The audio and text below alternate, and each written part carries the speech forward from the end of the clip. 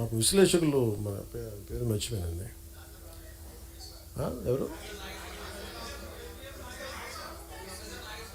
రెండు మూడు పేరు ఆయన ఏమంటారు, నేను వెళ్ళలేదు చదువు. ఆయన కూడా తిట్టారండి కొద్దిగా. ఏమన్నారు?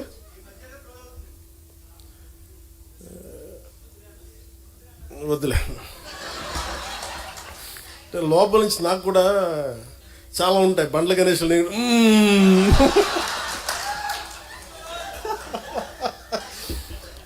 ప్రొడ్యూసర్ బండ్ల గణేష్ ఏమంటాడు కూర్చోబెట్టి లోపల బావులు అట్లా నేను కూడా ఏదో మాట్లాడాలనుకుంటే వద్దు వస్తుంది.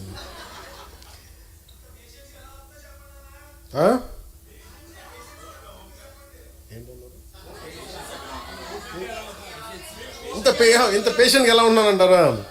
గత్యంతరం లేక.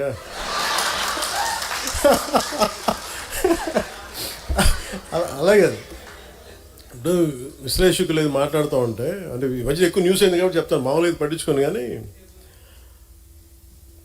నేను ఎందుకు మాట్లాడతాను, ఎవరన్నా సరే అమిత్ షా గారు ఎలాంటి వ్యక్తి? దిగ్విజయంగా 3 సార్లు భారతీయ జనతా పార్టీని అన్ని రాష్ట్రాలు, దాదాపు అన్ని రాష్ట్రాల్లో బోణీ లేని చోట బోణీలు ఖాతాలు తెరిపించి, తమిళనాడు లాంటి చోట ఒక్కొక్క కొట్టలేని ఎల్లలేని రాష్ట్రాలని కొట్టి చూపించి, కేరళ లాంటి చోట toughest home minister after Shri Sardar Vallabhbhai Patel, Shri Amit Shah most toughest one. But నిజంగా ఆయన నేను చాలా దగ్గరగా చూశాను. నేను ఆయనకి నేను ఏదో చెప్పానంట, ఆయన నన్ను తిట్టారంట. ఇది వీరు విన్నారంట. వీరికన్నా మనోహర్ గారికి తెలిసిన వ్యక్తి ఆయన చెప్పి, మనోహర్ గారు చెప్పి ఆయన చెప్పారంటే వీరు విన్నారంట. నాకు ఏమనిపిస్తుంటే, రోడ్డు మీద వెళ్ళే వాళ్ళు ఎవరో మాట్లాడితే వేరు, ఒక క్రెడిబిలిటీ ఉన్న విశ్లేషకులు ఇలా మాట్లాడితే తప్పదు. ఇప్పుడు నా గురించి కూడా మాట్లాడినాక నన్ను ఎన్నిసార్లు క్యారెక్టర్ అసాసినేట్ చేశారు, ఎన్నిసార్లు నన్ను తిట్టారు అన్నారు, తిమ్మారు అన్నారు, అవన్నీ పట్టించుకోవాలి. కానీ అమిత్ షా గారి పేరు వినిపిస్తే మటుకు నాకు తప్పు అనిపించింది, అది నేను ఖండించాలనిపించింది. దేనికంటే ఆ స్థాయి వ్యక్తుల్ని,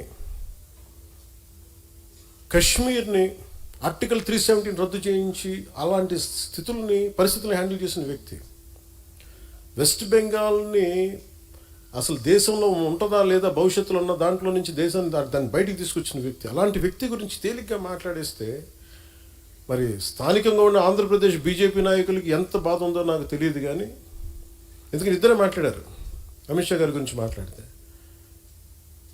ఇంతమంది ఎమ్మెల్యేలు ఉన్నారు, ఎంపీలు ఒక్కడు మాట్లాడాల, ఖండించలా.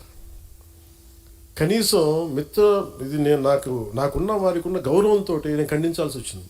దానికి మీరు స్పందించారు బీజేపీ కంటే, దానికి చాలా మీ అందరికీ మనస్ఫూర్తిగా నా ధన్యవాదాలు తెలియజేసుకున్నాను.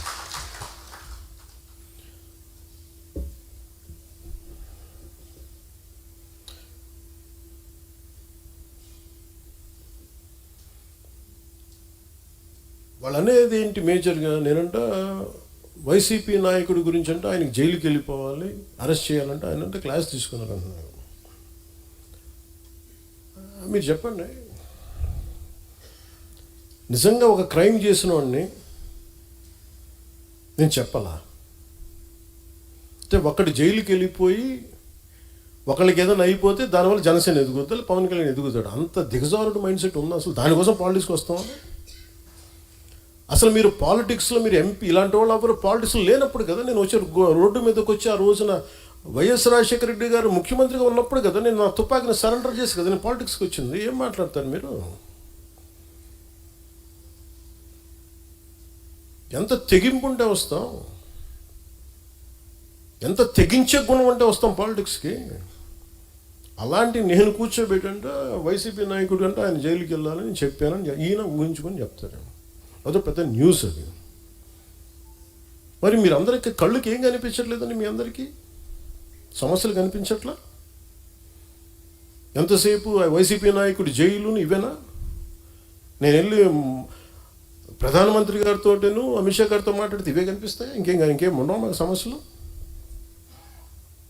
దేశ భవిష్యత్తు గురించి మాట్లాడమా? ఆంధ్రప్రదేశ్ అభివృద్ధి గురించి మాట్లాడమా? కూర్చోబెట్టి వీళ్ళని జైల్లో పెట్టండి, వాళ్ళని జైల్లో తీయండి, వీళ్ళ నడుముకి బెల్ట్ కట్టేయండి, వాళ్ళ గురుజులు ఇవే చెప్తాం చిన్నాలని. అయినా వాళ్ళకి చెప్పాలా? వ్యవస్థకి నేను చెప్పాలా? ఏసీబీ కోర్టులోనూ వాళ్ళకి క్రైమ్స్ లేవా? రిజిస్టర్ అవ్వలేదు, వాళ్ళు కోర్టుకి వెళ్ళవు, కోర్టులు పనిచేయట్లేదు, కోర్టుకి మేము చెప్పాలా? సుప్రీంకోర్టు జడ్జిలకు తెలియదా ఎవరు నేరం చేశారు, ఎవరు చేశారని తెలియదా? మేము చెప్పాలా?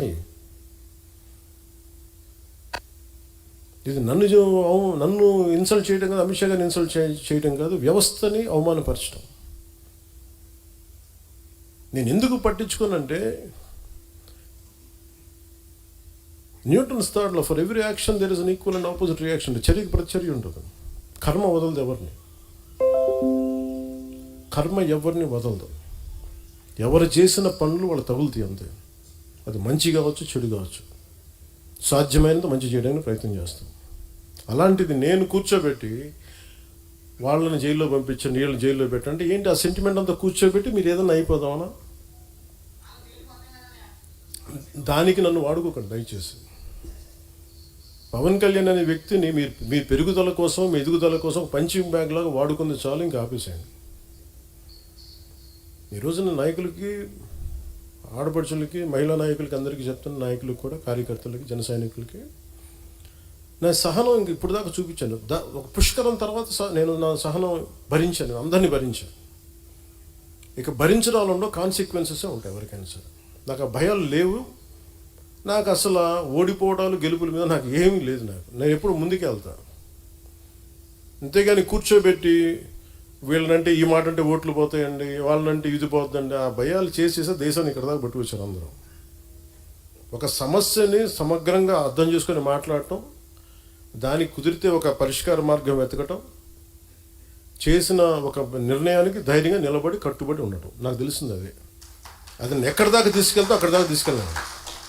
అంతేగాని కూర్చోబెట్టి భయపడిపోయి సర్దటానికి నేను చేయను. 12 సంవత్సరాల తర్వాత ప్రతి ఒక్కరు we have to earn our position in a party.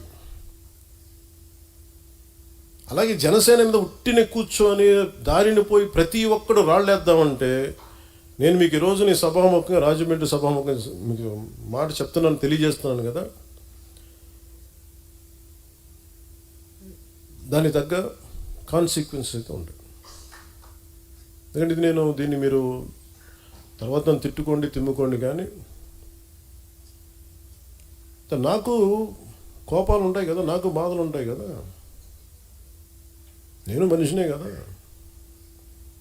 అంటే మీరు ఇష్టానికి వెళ్ళిపోయి ఒక కొట్టేసి వెళ్ళిపోతే మేము నవ్వుకుంటూ వెళ్ళిపోతే భరిస్తూ ఉంటామా? అంటే ఇన్షర్ట్ వేసుకొని, లేదంటే తెల్ల జుబ్బా తెల్లాలు చేసుకుంటే మా గుండెల్లో ఏడుపులు ఉండవా? మా గుండెల్లో కన్నీళ్ళు ఉండవా? మా గుండెల్లో మా కడుపు మంట ఉండదా? మీకైనా కష్టాలు, కన్నీళ్ళు. మీరు ఎవరినైతే అనేసి వెళ్ళిపోవచ్చు, మేమేమో ఎవరిని అనకూడదా? కౌంటర్స్ కూడా ఇవ్వకూడదు, భరించాలా? దేనికి? మేము రాజకీయాల్లో ఉన్నామన్నా, అంతకుముందు మేము యాక్టింగ్లో ఉన్నామన్నా, అంటే పేరు ప్రఖ్యాతులు మేము చేసుకున్న తప్పు, మేము వచ్చింది మాకైనా శిక్ష అది. రోడ్డును పోయి ప్రతి ఒక్కడు ఇట్లా అంటామంటే మేము ఎందుకు కూర్చుంటాం, ఎందుకు భరిస్తాం? మేము భరించినంతకాలం భరించాం. చాలా కాలం చెప్పాను, చాలా సంవత్సరాల క్రితం చెప్పాను, భరిస్తాం, సహిస్తాం, అవసరమైతే తాట తీస్తాం అని. ఇది నేను సరదాగా చెప్పలా, అదేదో సినిమా డైలాగులుగా చెప్పను. నాకు ఉన్న చిరాకు, విసుగు. ఎందుకంటే చాలా సగటు మనిషి కోపం నాది. భరించి భరించి భరించి ఎంతకాలం భరిస్తాం? దేనికైనా హద్దు పొద్దు ఉండదు ఎవరికైనా. కొన్ని టీవీ ఛానల్స్ ఉంటాయి, వాళ్ళు బెదిరిస్తూ ఉంటారు. ఇప్పుడు మొన్నేదో సివిల్ సప్లైస్ గురించి ఏదో న్యూస్ వస్తుంటే విచిత్రమైన, ఇందాక చెప్పాను కదా, బయట డోర్ తెరవడు, మనకి లోపల డోర్ తెరుస్తాడని.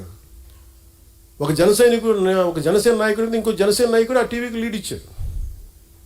నాకు అది కూడా తెలుస్తూ ఉంటుంది. ఏం మాట